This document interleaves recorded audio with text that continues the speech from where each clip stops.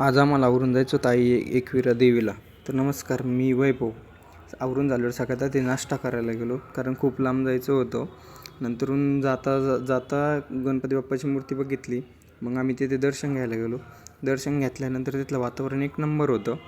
त्याच्यानंतर मग आम्ही कारला येथे पोहोचलो. कारल्याला पोहोचल्यावर आम्ही गडवरती चढायला सुरुवात केली. गर्दी खूप असल्यामुळं आम्ही पायरींचंच दर्शन घेतलं तिथं, आणि VIP तिकीट पण 250 रुपये होतं. त्याच्यामुळं आम्ही मुखदर्शन घेऊन लेणी बघायला गेलो. लेणी बघायला गेल्यानंतर वरती जाऊन म्हणलं एक मस्त सिनेमॅटिक व्हिडिओ काढावा.